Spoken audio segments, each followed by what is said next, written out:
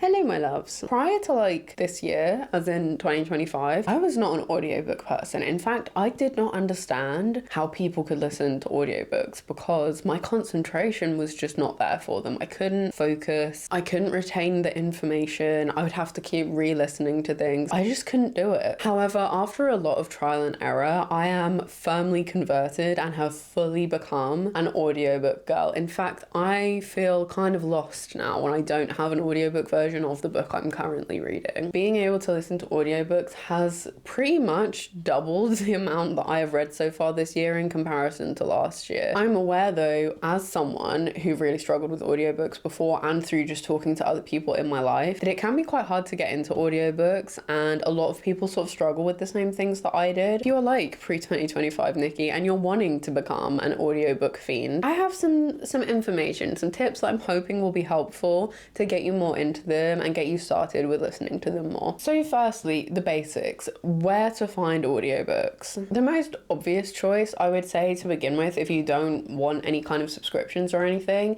is just wherever you purchase your ebooks from. So for most people, I appreciate this is either going to be Amazon or the Kobo store. Both of these platforms, you can just buy the audiobook on its own, or they both have options for subscription where you get access then to audiobooks from their category. With Kobo, I personally have not tried their subscription. I've thought about using Kobo Plus a few times because then you get access to some free ebooks and also you get access to some audiobooks from their library as well. I haven't really felt the need to subscribe to it recently. I've got so many books that I already need to read that I'm trying not to buy too many more. I can't comment on what their catalogue is like in terms of the audiobooks that are available through Kobo Plus. You can just buy the audiobook directly from their store if you just want a specific one and you don't want to subscribe. The prices on there tend to be quite high. I mean, they're similar to if you would buy from somewhere else, but I have noticed specifically their audiobook prices are a little bit higher than a lot of other places. So just something to keep in mind. With Amazon, exactly the same as with Kobo, you can just buy a single book on there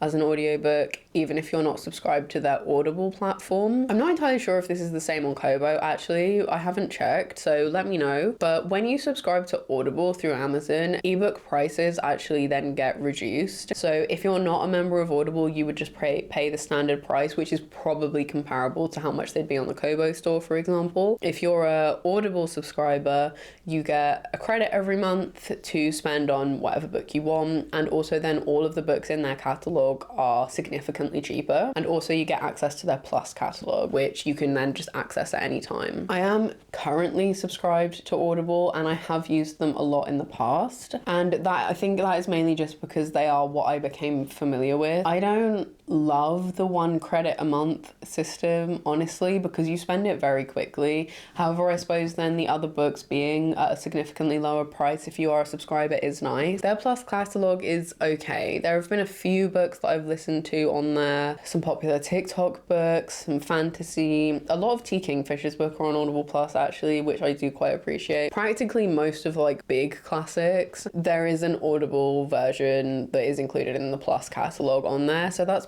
predominantly why I've kept it and been using it, but I am not 100% sure that I will stay with them, honestly, just because I'm not entirely sure it's worth it for 1 credit a month. But those are some options there amongst, like, you know, the most common book retailers, digital book retailers anyway. Another option of a digital book retailer is BookBeat. I've actually only started using BookBeat very recently. That was literally just because I wanted to listen to a specific audiobook, but I didn't want to pay for it, so I got their free trial just so I could listen to it through that. BookBeat is a subscription service. You can get both ebooks and audiobooks on there. Their catalogue definitely is nowhere near as big as like Amazon or Kobo's are, but there is a fair selection of books on there. So how BookBeat works is you subscribe. There's 3 different subscription tiers, I think. There's like basic, standard, and premium. Each one you get a certain amount of listening hours. So I think basic is like 20 listening hours a month. Standard I think is 40, and then premium is 100. The premium, in my opinion, is quite expensive. I think it's like £18 a month. I suppose if you think about it, you know, if you were to listen to like longer audiobooks, which are what, on average like 20 hours, you're getting what, 5 books a month on that, which actually, comparing that to if you actually bought an audiobook, which audiobooks are expensive. They are usually like between 15 and 20 pounds if you just buy a single book. If you're then getting 5 books a month out of it, that's pretty decent, I suppose, to be fair. My main complaint with it is I don't really understand why there's no subscription tier between 40 hours and 100. I could use 100 hours a month quite easily, but I won't always. 40 hours is just not enough. I feel like there should be a level in between them personally, but there just isn't for whatever reason. I've used the free trial. I may get an actual subscription with them. I'm not sure. It's been a nice addition to be able to find audiobooks through there. I can't say that I've used them a huge enough amount to be able to like fully recommend it, but it's just always nice to have additional options for where to get ebooks from where to get audiobooks from. Hi friends, Editing Nikki here. I just wanted to very quickly pop in and add another little recommendation for another source of audiobooks, because I actually filmed this video about a month ago, maybe longer at this point, and I have found Libro FM since then, and I wanted to just pop a little recommendation in for it. Libro FM works very similar to Audible. It's a subscription credit-based service, so I think they have 2 different subscription tiers. You either can pay, in the UK it would be $7.99 a month and you get 1 credit, or you can pay $15.95 a month and you get 2 credits. They're also doing a deal at the moment where when you sign up you get 2 additional credits for free. So I spent $7.99 on my first month and I got 3 credits instead of just 1. I have only been using it for like a bit less than a month, so I can't obviously say completely how good or comprehensive the catalogue of audiobooks is, but from what I've been looking for, it has seemed pretty decent. I haven't found anything on there that I was maybe interested in getting that hasn't been available. So the catalogue seems pretty extensive. It seems like you're able to get all the same audiobooks that you would be able to get on most other well-known audiobook stores. The biggest pro for me, you can pick a local independent bookstore to you, and part of your membership fee goes towards that every month, so you can directly support a local small bookstore and also get access to loads of audiobooks. So I just wanted to add that recommendation as well. My favorite option is using the library. So if you're already a Libby user, if you download or if you borrow ebooks through there, you can get audiobooks through there as well. They have a player built into the app directly, and I have used it for a lot of audiobooks. With a lot of popular books, there obviously you will probably have to wait for them, just like you would with a ebook. However, I have found, I would say like in the majority of cases, the wait for an ebook is usually less than it is for the ebook. Not always. I find it goes one of 2 ways. Either it is much sooner than it would be for the ebook, or it is significantly longer in the other case. Like it's either you could get the ebook within, I don't know, let's say 6 weeks, and the audiobook is like several months. I personally don't mind waiting for the hold period. It actually kind of forces me to read things at a certain time, and as someone who sometimes really struggles with what to pick to read, I can go and look at my holds and be like, oh, okay, right, in about 2 weeks I'm going to listen to that, or like in 6 weeks I'll have that to focus on. Even if you're not feeling ready for it at that time, if you're not going to have enough time to read it, or you just don't feel like reading that book right then, you can just put yourself back on the hold list from like second place and then get it sort of when the next person finishes it. Out of all of the options, although you may be slightly limited because obviously you have to wait for things, Libby is the one I would recommend most. Those other options where you pay for them, I think is kind of just personal preference and what you personally find in terms of the catalogue appeals to you most. So maybe have a look into what each of them offer in terms of the kind of books that are available on those different subscription services. There are also probably a lot of other platforms that I have not discovered yet. Like I said, I'm fairly new to being an audiobook person, so if you have recommendations of where you get your audiobooks from that are like really good platforms or resources, again, please leave recommendations down below. I would really appreciate it, and I'm sure a lot of other people would appreciate it too. Okay, so you found where you're gonna listen from, right?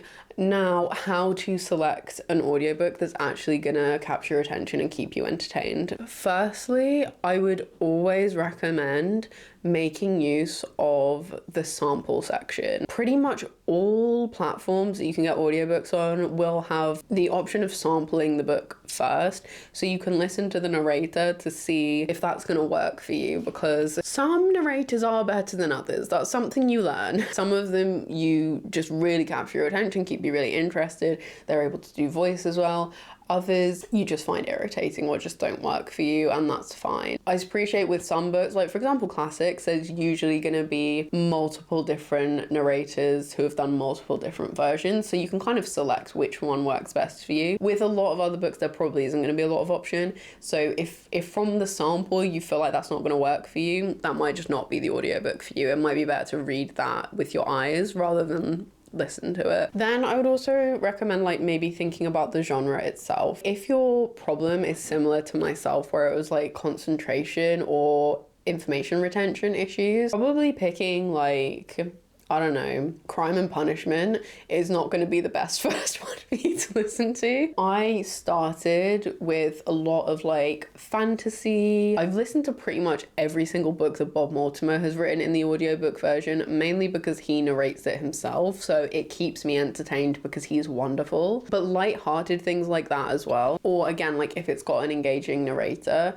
are probably gonna be easier to comprehend and focus on than something that is very technical or very wordy or has a lot of like names or world building or things that you need to try and remember. If your difficulty is attention and retention, maybe just think about what genres you find easiest to read and maybe sort of try some of those first. Finally, I would also just say maybe have a think about, do you want to just have an audiobook that it's all you listen to, you don't read it in any other way, or do you want to get audiobook versions of the books you're also physically reading? I've kind of done a bit of both, but I think the way that works best for me personally is to have audiobook versions of the books I'm already reading. The reason for that being, if I'm in the mood to physically read, I can. If I want to continue that story but for whatever reason I can't sit down and read, then I can just listen to the audiobook instead. And again, that's made me be able to read more, but also I think it does help with the attention. Where I'm also physically reading, I'm able to focus better visually anyway, so I can get that information from there. I can get invested in the story in that way, so that then when I listen I don't feel lost. It might feel wasteful having two copies, like an audio copy and either a digital or a print copy of a book, but that's also why I've been using the library so much, because then I'm not having to buy a book twice, you know. Just have a think about whether you want to do that or whether you want to just have a book that you only listen to the audio version of and maybe you physically read something different, because everyone's, you know, has their personal preference when it comes to that, how they want to do that. Okay, you found your platform, you've picked a book, amazing. How do you listen to it? That might sound like a really stupid question, but this was the bit that was the hurdle for me for the longest of times, right? I have never in my life met someone who can listen to an audiobook and do nothing. If you can listen to an audiobook while just like staring at a wall and not doing anything else, and you're still able to focus on it and comprehend all of it and take it in, I'm convinced you're a wizard. I don't understand how anyone can do that. Maybe that's just a me problem. Maybe there's loads of people who can do that and I've just not met them. But everyone I've spoken to, having something else to do while you're listening to it, as counterproductive as it sounds, actually increases the ability to concentrate on it. And I think that's where I was falling before. In my previous life, when I was trying to listen to audiobooks, this was years ago, this was when I was back at uni, I would try and listen to them when I was on the train. I had like a 3-hour train journey between like home and my uni, so I would be like, oh great, I can listen to an audiobook while I'm on the train. But with nothing else to do on the train, just stare out the window, I just couldn't take anything in because I wasn't doing anything else. Now obviously, like, I don't mean go and, I don't know, do a load of maths or like, you know, something that requires a lot of brain power, but my two favorite things to do, well actually there's a lot of things I'll do, but a lot of it's really boring and mundane, but my two favorite things to do while listening to an audiobook is firstly clean. I hate cleaning with a passion, and I'm not exaggerating, it's one of my least favorite things to do in the world, and I will, as gross as it sounds, put it off for as long as possible with whatever stupid reasons I can. I despise cleaning and tidying in general. However, if I have a good audiobook I can listen to while doing it, I'm fine, I can do it, because it distracts me enough from the cleaning, it's fine, but also I'm like physically doing something with my hands. It's kind of mindless, you know, I don't need to think about cleaning very much, I just need to do it. The act of doing that means that I can then concentrate on the audiobook. And also I'll just basically use audiobooks for times in my life when I'm doing other things, but I I still want to read, but I can't because, like, say, yeah, I'm cleaning or I'm putting my makeup on or I'm having a shower, you know, things like that. I just have the audiobook on in the background and I can still listen to it. I can still follow along with the story because what I'm doing is physical but not mental. I think that's what's increased my reading so much, is because I'm able to read while doing things where normally I wouldn't be able to. If I have no cleaning or other things to do, I will just play a mindless game. I'm talking like puzzle games or like shitty runner games, like for example Temple Run. I don't actually still play Temple Run because it's not 2008, but things like Temple Run or something like Tetris, just something that occupies me enough that my mind's not going to wander but isn't going to distract me from the audiobook. So for example, I've tried listening while playing Stardew Valley, I've tried listening while playing 2 Point Hospital. Those kind of games don't work because I do need to think while I'm doing them. Something just mindless, perfect. And I know that sounds counterproductive because it's like, well, you could just be reading in that time. Why like that, why are you doing that? The reason I'm doing that, and again I think this is a reason that I have read so much more this year and had, like, you know, was able to read every single day, is because I do that instead of doom scrolling now. When I finish work or I've had a really long day or, you know, I've had to do a lot of things and I'm really tired and all I want to do is just lie on the sofa and not really do anything and maybe just watch some shitty videos or, yeah, play a shit game. I would do that before and obviously I wouldn't be reading in that time, but I just didn't have the energy to read.